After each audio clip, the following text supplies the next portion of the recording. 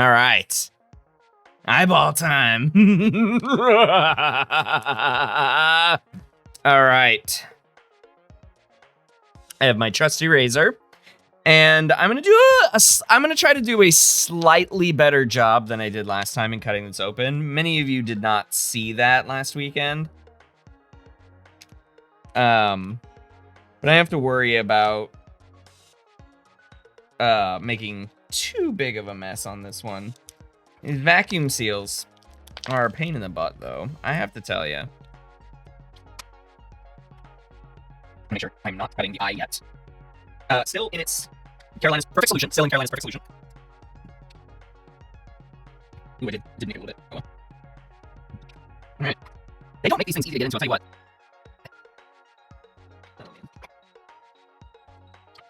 Oh yes, I remember this odor. I think it's cow's eye. I'm pretty sure this would just be disgusting if it was not a cow's eye. You know what? Let me see this helps.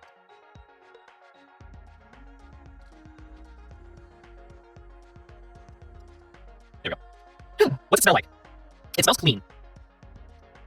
It smells clean. It smells like, I mean, it's a pretty powerful clean smell. But it's not overpowering. I do remember from last weekend, I got used to it pretty quick. And when it first hits you, it's just like, whoa. It's not, I mean, you shouldn't go to it and inhale it, but it's supposed to be non-toxic. They do say, take this to the nearest, if you ingest it or inhale too much of it or something, which is, I think, the funniest thing ever. It's supposed to be non-toxic, though. It's supposed to be more environmentally friendly than formaldehyde, and last but not least, it's supposed to be less damaging to the tissue, even though formaldehyde is preserving, it's supposed to be less damaging to that tissue. I just realized I forgot to get a towel, so go me. So, welcome to the stream about eyeballs. We're going to be dissecting this cow's eye, and luckily it's a cow, because look how giant this eye is. Look how giant it is. It's really giant. And that way we can see a bunch of stuff. That's a perfect thing about doing it this way. We can see a bunch of stuff. Get it? See? Yeah. That's a pun for another time.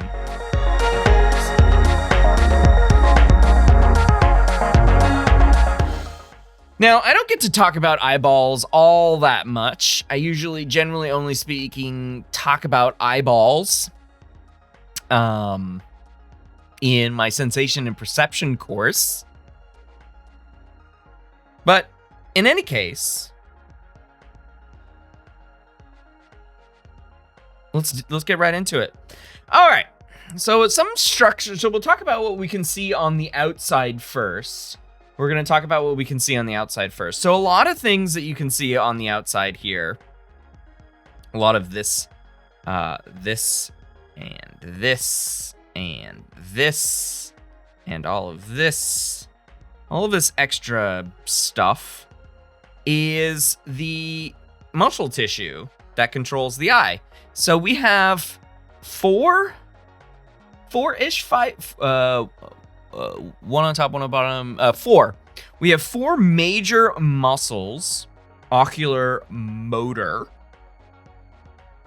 tissue, on a mammalian eye that allows us to, look up, look down, look side to side. Beep, boop, beep, boop, right? And so that's what a lot of this outside material is on the eyeball. Some fat, but mostly it's muscle tissue, right? And it's pretty big, comparatively, when you think about it. Compared to a human eye, which is probably a third of the size of this, right? Human eye is going to be much smaller by comparison. So you have to think, okay, well, if it's a bigger eye, then there's bigger muscles. And that's what we see here. Okay. Now, let's get some of this stuff out of the way here. Let's see if we can, quote unquote, spot it. There it is. There it is. Okay. You see that? You see that thing right there? The little nubby in the middle? That is the optic nerve. That optic nerve carries all of the information. Well, maybe not all of the information, but some information. Most of it, we'll say. Most of the information to the brain. And I was thinking about having Brian on screen here just to like sort of indicate exactly where things are going in the brain, but you know, we can just verbally, we can just say that verbally, right? So all mammals have pretty much the same sort of eyes. They're just different sizes. Pupils might be different shapes. So sheep pupils have the horizontal slits in them. This cornea is essentially clouded over because it's dead, right? So you can't really see the iris until we crack it open. But this is the cornea, okay?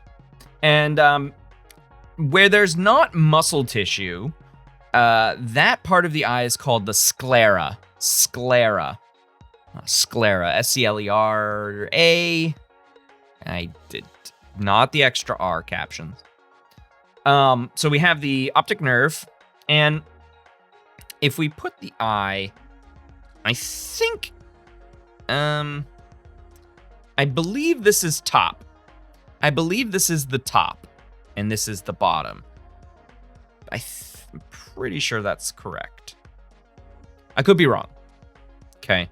So let's cut off some of this. Let's cut off some of this this fatty stuff. Let's cut off some of this fatty stuff. This just reminds me of chicken fat. Honestly, like skin that you would find at chicken. Let's cut more of this stuff off. Let's try and do our best not to damage the cornea there, Swan. Come on, Prof. Let's get her done here. All right. The other interesting thing that I wanted to note about the optic nerve is look how it's surrounded by all of this fatty tissue. Look how it's surrounded. It's very, very protected. Very protected. Right?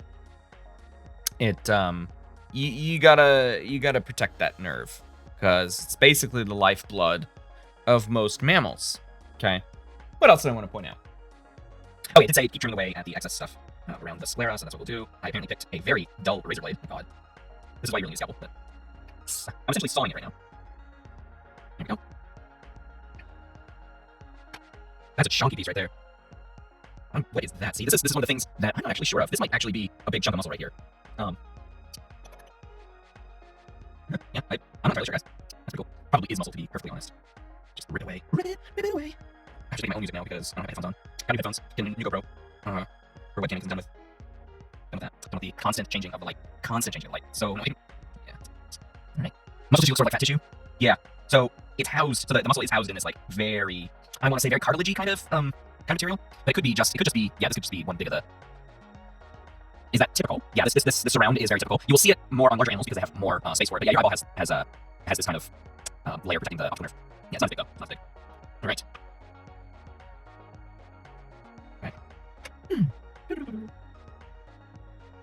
So one thing that you'll note when I do this is if you squeeze the eyeball, what happens to the cornea?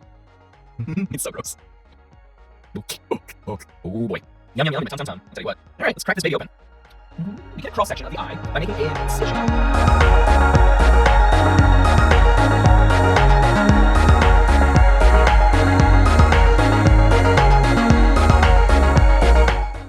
So I gotta hold it at the cornea.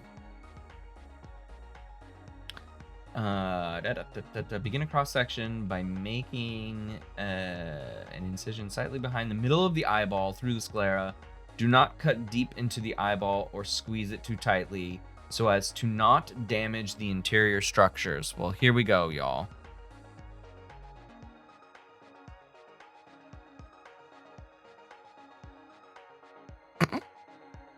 Here we go, y'all.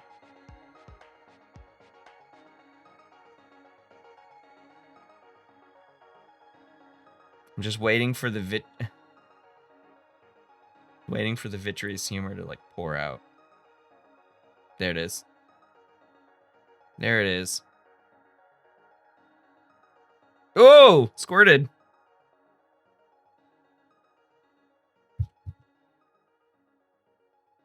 So your eyeball has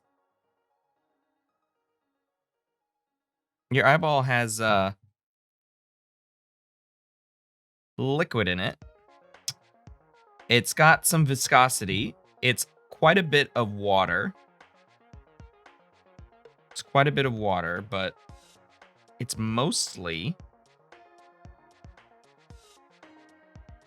like mucus and stuff. And well,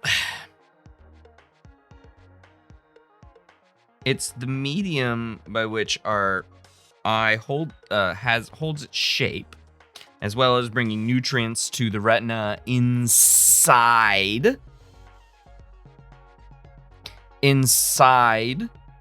the eyeball. Yeah, it ooh, look at that. The vitreous humor. It said not to go too deep as to not damage the structures, but I'm pretty sure I'm damaging them like crazy.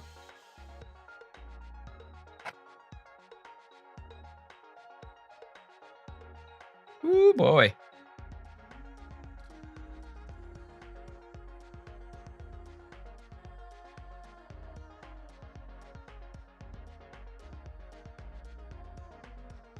Riveting content, I know.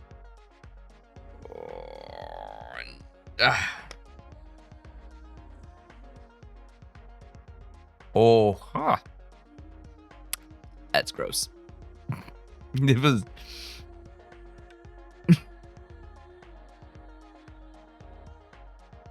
I can't keep my eyes off it. I gotta tell you, I was not expecting that. Oh, look at it. Oh, far out. I believe the lens has separated. That's this thing that you can see kind of moving back and forth. I believe I have separated the lens from the rest of the structure.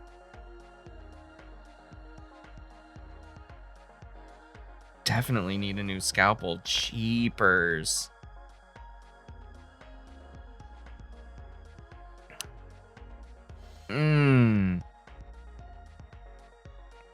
Look at that. That's wild. That's the vitreous humor. It's gelatinous. Wow.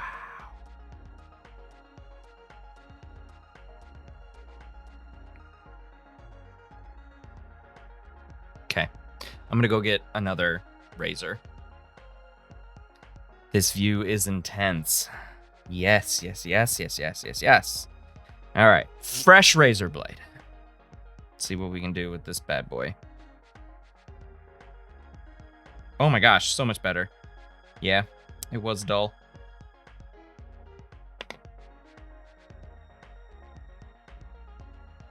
It's wild. So wild. Wild and crazy. Okay. Keep going, eyeball. Eventually, I'll get it cut in half, everyone. Eventually, I'll get it cut in half. I'm almost there. Whether or not it's gonna be nice looking. Oh. Wow. Okay. Well, the good news is the lens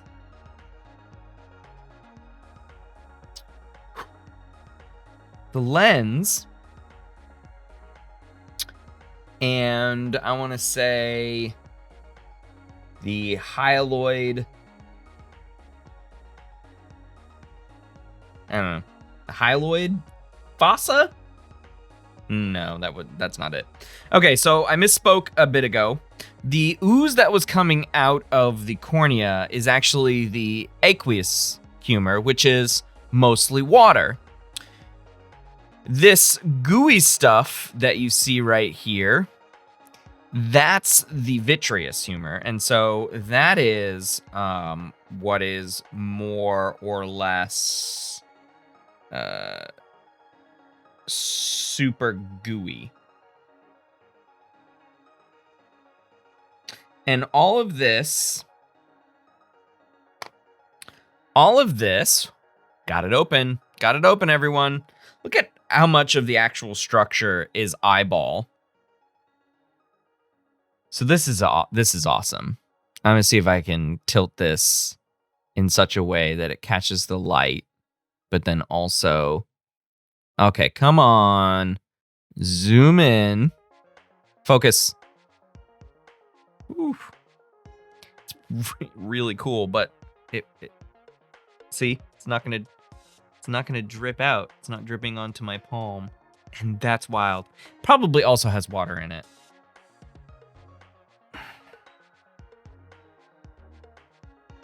Okay, so some structures to point out while you're looking, and to help answer some questions that are coming through in chat right now. So is the how is the cornea attached?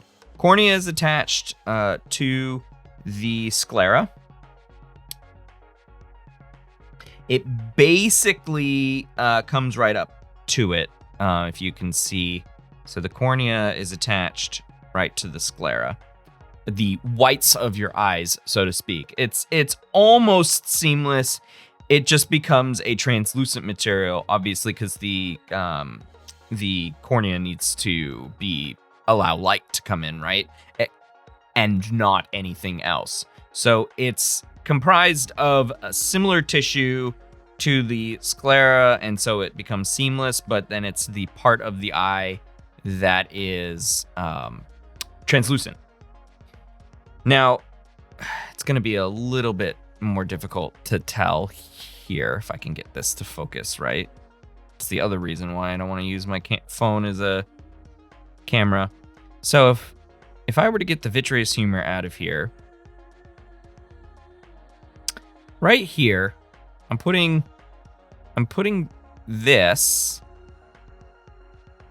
through the pupil, where the pupil would go. And as you know, with your own eyeball, that the pupil size changes. And so this thin material right here, goodness, can't get it in the right spot. Right here, that's your iris. And of course, in humans, our irises are all different colors because of genetic byproducts. The iris means literally nothing to the functioning of our eyes. Some people think that having lighter eyes means that you get more light scattered into your pupil, and that's just not. Under the conditions of light we have today, that's just not true, really. But that's what changes size to let more or less light in. The iris does. Pupil is basically just a hole, right? So if I were to pierce the cornea right in your pupil, then it would just go through into the aqueous humor. Okay. Can you hold it away a bit more? Okay, the top bar cuts the picture off. Oh, my bad. Yeah, I'm trying to get the right angle here. So apologies as I try to figure that out.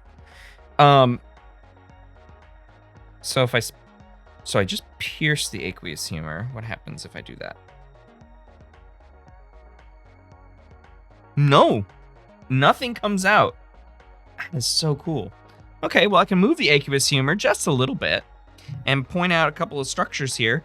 On the back is the retina. Now, the retina is a thin layer of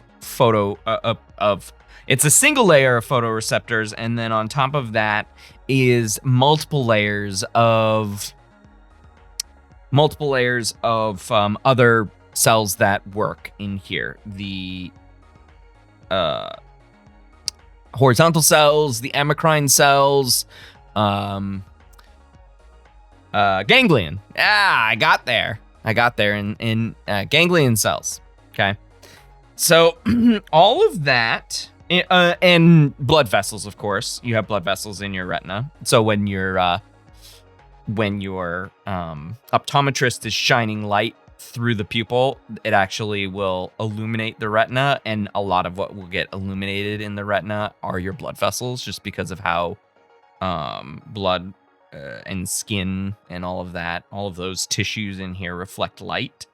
And then this little dot right here, that little dot where I'm pointing, that is the blind spot.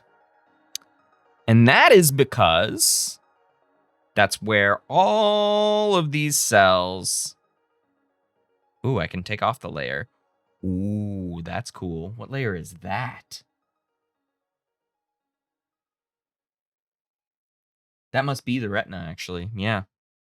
Yeah, because I just separated it from the blind spot. So if I were to drill right in there, that would be where the optic nerve comes out of this eyeball. Okay. And it's a blind spot, and you can't see anything there. There are no photoreceptors there. And so each of us has a blind spot. And yeah, so this is the retina because you can detach it from what is called the choroid, or the choroid, something like that. And you can see how easily it comes off the choroid.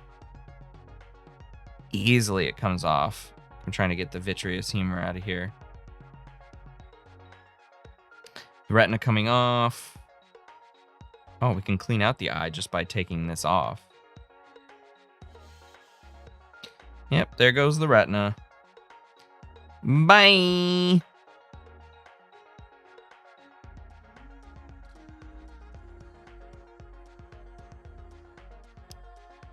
Who would like a clam? Does anybody like oysters?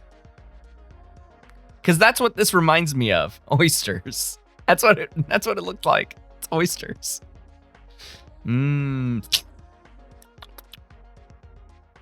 Yeah. Yeah, that's right. That's what happens when the retina detaches from your eye, because you can have an eye injury so bad that your retina detaches from it. Look at that. It's trying so hard to focus on it. That's a cow retina, y'all. It's a cow retina. Whoo, boy. Cow retina. And we can play with... Oh, I was just talking about X-Men the other day for an upcoming podcast episode. And this reminds me of when Senator Kelly comes out of the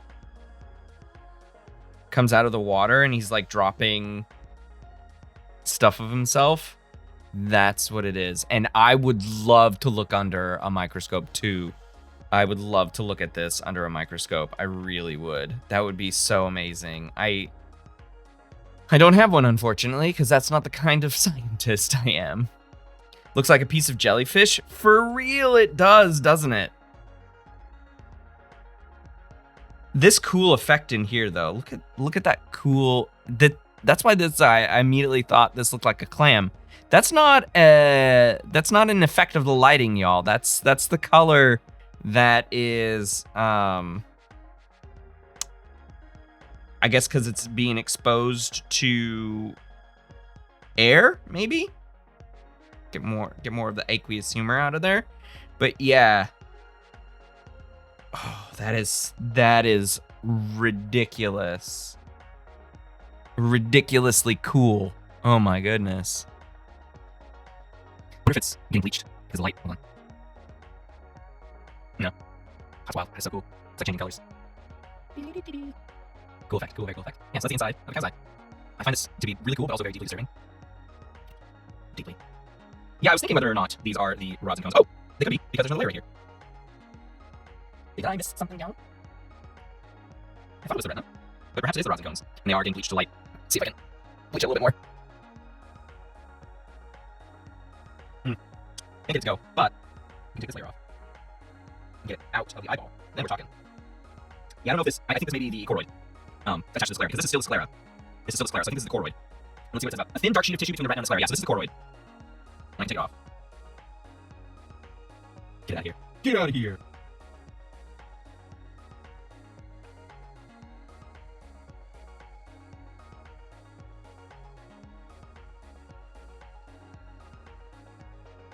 I don't know why I decided to do that.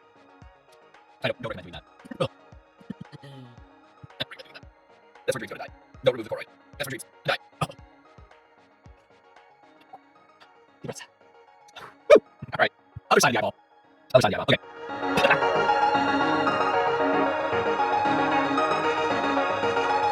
Let's look at this lens. Okay. Struggling very hard. But here's the lens.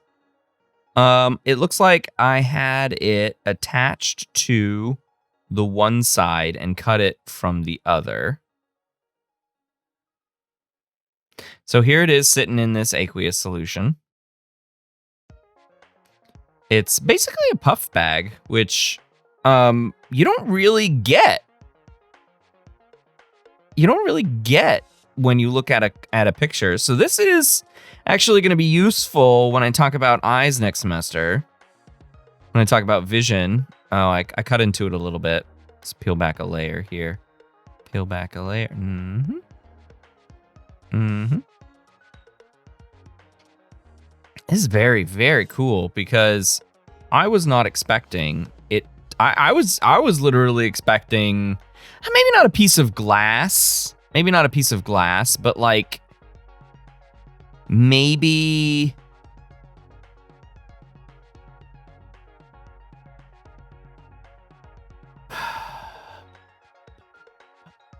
just like a glass shape, but obviously like a organic glass. I don't know what to I don't know what to call it, but I was expecting organic glass, I suppose.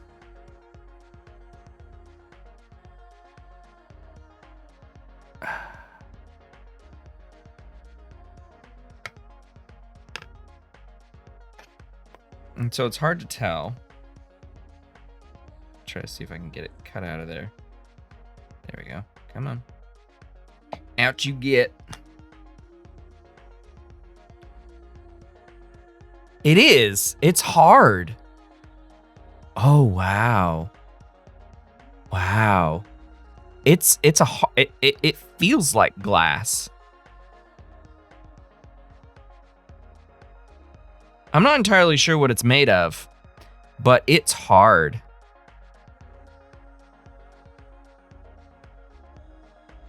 Yeah, it attaches to the iris right here. This almost looks like plastic. Like you got a small bit of plastic.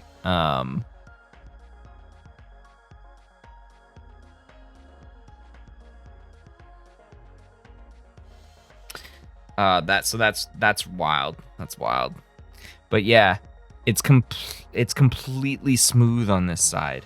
This is completely smooth. I know you. I feel bad because you can't really see or hear that, or I mean, not you can see it, but you can't feel that, and you can't hear it. It's flat. It's smooth. It feels like plastic. Like hard plastic. That's really cool. Hard plastic.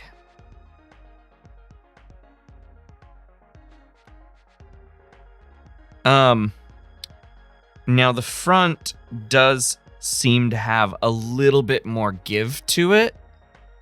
So this was the front, and it's not smooth. It has ridges, and you can scrape away those ridges. Ooh, I can't wait to cut into this. I'll tell you what.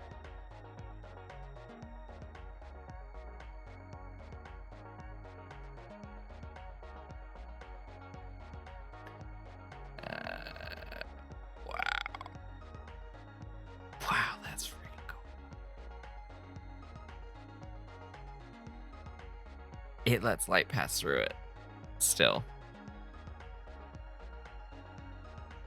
Let me see if I can figure out how to.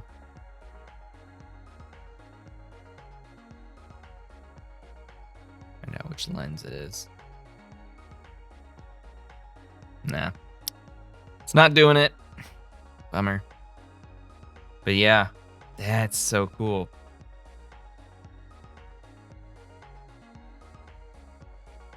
Okay. Put this sucker open.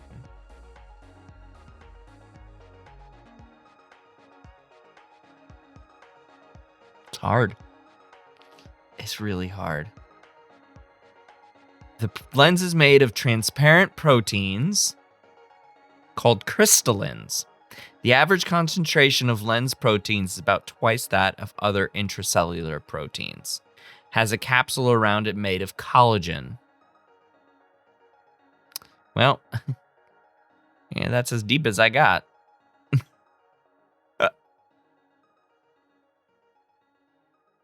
Well, good news, everyone. You might get stabbed in the eye, but your lens will probably be fine. Time to get out the bandsaw. Yep. Oh. Oh. It's solid. It's solid.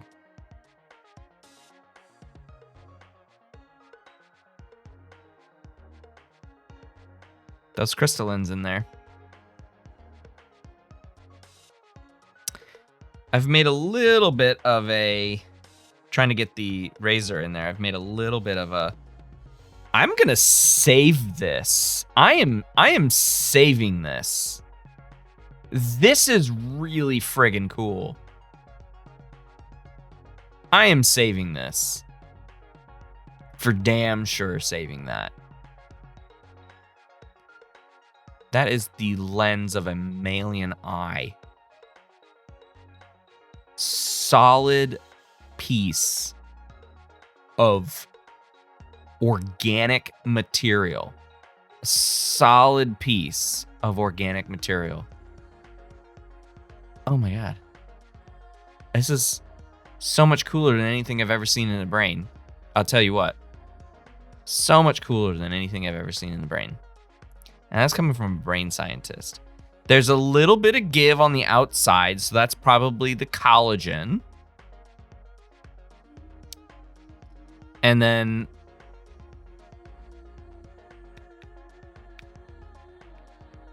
it's probably not picking up, but I'm smacking it and it's like thonking.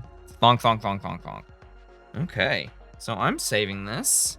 Hey everybody, I've got a cow. I've got a cow's lens. I'm gonna show you that. Oh, amazing. The lens continues to grow throughout a person's life, and you'll recognize from that the lens is probably just trying to compensate with the size of the eyeball as it grows, because our eyeballs do grow, and then they stop growing. But then for the vast majority of us, myself included, the eyeball itself, let me take the non-aqueous humor one. The eyeball itself will either go like, start growing like this, or start growing like this. Obviously, I'm exaggerating quite a bit. So it's either like this or like this. And when you have a, so I had already pointed out the blind spot right here. So if the focus of the lens is in front of the fovea, which is just below or above, depending on how you're looking at it, below or above the blind spot. And if it falls before, like, let's say your focus point is where the tip of this skewer is, then you're going to have myopia. or nearsightedness. And if the focus point of the lens comes behind the fovea, then you're going to end up with farsightedness or hyperopia. And so the size of your eyeball really matters. The lens has 3 parts. The lens capsule, made of collagen. Yeah, that's the give that I've been able to scrape off. The lens epithelium, found only on the anterior side of the softer side. Yeah, so the front part. And the lens fibers form the bulk. Yeah, I guess that's why the posterior side was so smooth, because it's basically just those protein crystallins of it. Oh, I'm saving this. Saving it. So good. I don't know how to preserve it, so I'm gonna have to look at how to preserve it. I don't know if it'll like just dry out like a tooth, right? No nerves, blood vessels, or connective tissue. Just connected to the suspensory, my goodness, ligament of the lens at the equator of the eye to hold it in place and move it. Yeah, it contracts just a little bit. It goes up and down, depending on how you are, depending on how you're trying to focus. Like if you're trying to do this or something like that. It minute changes in that ligament change the refraction of the lens, which I think is really cool. And that's what I had to separate it from. That's what I cut off, and I don't know where it is anymore in this stuff.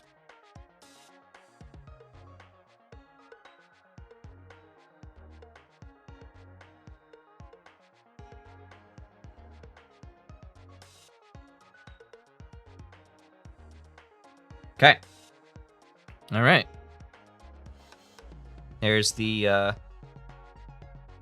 there's a blood vessel right there. I don't know if, oh. Blood vessel coming in from the optic nerve. That's pretty cool. Bing, bang, bong. Right there. Little blind spot. Cows, it looks like, have a rectangular pupil. Because look how wide that is. Rectangular pupil. That's cool. So this is, yeah, so I'm just looking at it, and this is actually more than half of the eye. This is more than half. This is more than half. So, yeah, you can definitely see the rectangular pupil that I guess bovines have. Other, I think there's a word for the kind of animal, I guess, domesticated agriculture animals, and there is a word for sheep and others that I can't quite remember. Sodium and potassium channels to pump ions in and out of the lens to modify the osmotic concentration and volumes of minerals. Ruminants! Thank you, Rambler. Yes. Yes. Ruminant animals seem to have this rectangular pupil. Probably because of the fact that they are, how they have their eyes basically on the sides of their heads to let as much light in as possible when it's on the side of their heads. I think that's probably why that's the case there. Wow. That's really cool. Can see the light coming through. If I orient this in the proper direction here, you can see where the pupil is through this clouded cornea. Optic nerve. Yes, sir. Okay, what can we get out of here? Let me just yank this out. No. Where's my... Okay. Optic nerve. coming around.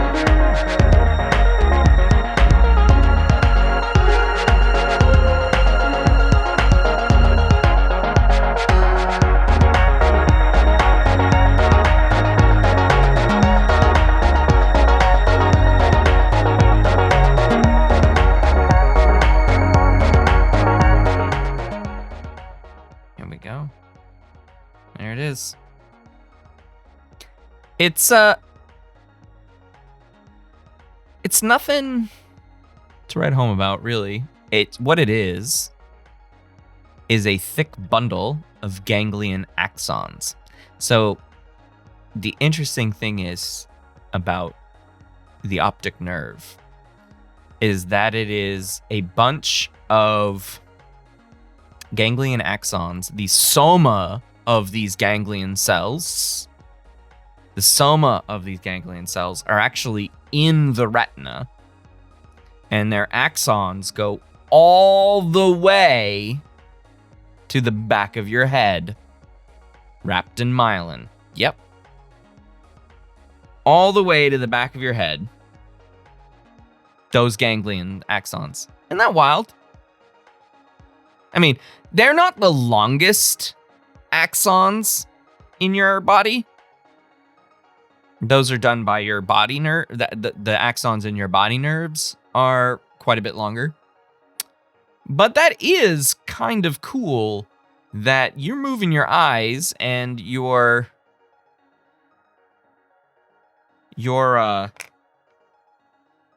optic nerve is moving along with it, and that means that this thick bundle of axons, and then they cross over at the optic chiasm, and they send visual field information to only one side of your brain.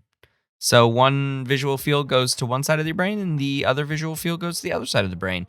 It's right to right and left to left.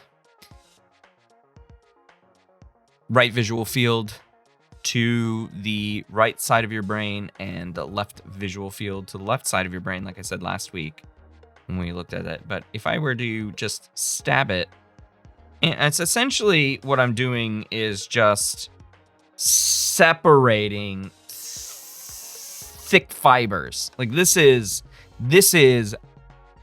millions of axonal fibers in here. So cool. So cool. Because most of our body is contralaterally wired, where the right side of our body controls the left and our left side of our body controls the right. And that's true of our eyes. So the right cranial nerve controls the left controls the left eye, and the left cranial nerve controls the left eye. Right eye, excuse me. Keep getting mixed up. But visual fields are different. We're talking about the sides of the retina. So the right visual field in one eye hits the right visual field always hits the right side of the retina, and that's maybe where you're getting the contralateral wiring. So yes, the right side of the retina goes to the left occipital lobe, and that's because the left side of the retina is getting the right visual field information, because light travels in a straight line, right? It travels in a straight line. So if something's coming at you from the right, it's going to hit the left side of the retina. Blind spot in the retina. So let me see if I can go through it this way. There's still some vitreous humor in here. All right, so back of the eye, where I cut the, let's see if I can get it in here. That's what he said. All right. Come on. You know, surprisingly, this tissue is very tough. Surprisingly. Like, there we go. All right, I got it through. You see the tip? Just the tip. And that's what she said. So imagine, hey, who wants eyes? I have a grill. Let's go grill it up. It's on a skewer now. Oh, it's got hair on it. Gross. That's the gross thing about it. Okay. So let's get my skewer in here just a little bit. Oh, damn it. Come on, just. There we go. All right. So I've skewered it in.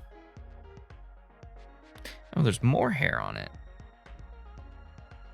You know, the weird thing is there, it's probably my hair.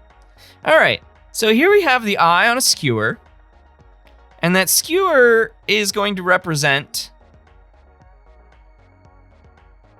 the optic nerve. There are no photoreceptors where that skewer meets the retina. Okay, so where this skewer meets the retina, there are no photoreceptors there. So you have a blind spot right there. Now, I'm just gonna make an assumption about how a cow sees here, because I'm not a cow, so therefore I do not know how to see like a cow. So I'm just gonna make an assumption here. So imagine for a moment that my finger is a light ray, and this is exactly what the cow is looking at. What it's gonna do is it's gonna go and hit right here on top of the blind spot there, where the optic nerve comes in. It's going to go right there. So that's the fovea. So the fovea is right above the optic nerve, right above the blind spot. Now, blind spots, you cannot see anything. You cannot see what light hits the blind spot. Cannot see it at all. And there are some fun blind spot tests that you can do. You can, go find them online or whatever. It involves playing with your fingers and making the magic floating fingers. Right? So, here we go. So you don't get any visual information from the blind spot because it's just a bunch of thick ganglion axons, right? Rambler says, I would imagine we tune out or compensate for our blind spot. Yep, that's why we have two eyeballs. The blind spots are in two different parts of the visual field, of the combined visual field. So yes, your brain edits it out because they are in two different physical locations.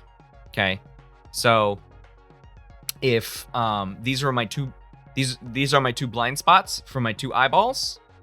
And they're in two physically different spaces. So my brain can then take the visual information that doesn't correspond with the other eye's blind spot and replace the blind spot with that. And then take the other eye's information and replace the blind spot. And there you go. No blue hands, no blind spots. Yeah. And constantly moving our eyes around is the other thing. Your eyes don't actually stay still very, very, very often. Even when you're sleeping, they don't stay still. Another FYI, retina resolution is varying across it, unlike CMOS sensors, the highest in the fovea. Right. So the fovea is the part of the eye. Let me grab where did my skewered? So if we skewer this again, okay. So excuse the tip on here. So if you mark out here as the fovea, where I put the razor blade, right? So that's fovea. That's where the vast majority of the cones are in your eyes, because the retina is made of two different kinds of photoreceptors, rods and cones. Cones can, if you have more than one of them, distinguish different wavelengths of light Whereas rods only can distinguish the entire spectrum of light. So they're for light. They're just for light. The highest concentration of cones, for acuity's sake, is in your fovea. And for humans, at least, that allows us to see color in high light conditions. High light conditions. Now, it's not so helpful at nighttime. Not so helpful at nighttime. Hey, Science Streams, welcome in. You missed us cutting through the eyeball. There it is. Welcome in. So the fovea captures all of that light in high light conditions and allows us to see color. And we have 3 different kinds of cones. The current idea about color vision. We can see long wavelengths, medium wavelengths, and short wavelengths, which corresponds to red, yellow, and or green and blue. And so depending on what the reflection of objects are, we get the light coming into our eyes, and most of that's happening at the fovea. The rest of the retina is filled with rods. And they allow us to see just in any light condition. And they are very sensitive to photons. So which is why we can see in low light conditions. Pitch black, if there's no light information, then we aren't going to be able to see anything. But in low light conditions, rods are the best. And because they are adapted for all wavelengths of light, just very sensitive to photons in general, they actually help us with movement. Because movement usually means light is coming at us at different angles and different reflection points. And so that's what helps us see movement, are our rods. Cones aren't actually very good at detecting movement, which is why when you are asked at the DMV or whatever you call it to take an eye test, they ask you how your peripheral vision is doing. Because being able to see things in our periphery is very important for driving, obviously, but it also tells the person at the DMV counter, you can see movement, and I can put you into a moving car, and it'll be fine. You won't be harming anyone, right? So I think that's really cool. Differences between rods and cones. And I do a really fun, just a really simple trick. And you could do this on your own. Where you take a marker, a colored marker, and usually I use whiteboard markers because I'm in class. But if you let me get it in shot here. If you just jangle it and next to somebody's eye, you ask them to stare straight. You jangle it next to their eye, and you're like, okay, what's the color? And they can't get the color, but then you ask them, well, did you see it move? And they're like, oh yeah, I saw it move. Of course I saw it move. Duh. So they can't get the color information because it's not falling on the fovea, but they can get the movement information because the rods are able to get them, right? Let's put the eye back together, shall we? Can I put the eye back together? Can I put it back together? I need to put it back together. Can I put it back together? Can I do it? Look, there, it works. Yeah, you can tell that I did not do a very good cross section. Half and half. Kind of gross, but extremely interesting as well. My friends, yes, this is the way of biological sciences for sure. Kind of gross, but interesting. I don't want to touch it. So don't make me touch it, but I'll look at it out of the corner of my eye. Yeah, I can see it. Yeah, I can see it. Yeah, it's fine. It's fine.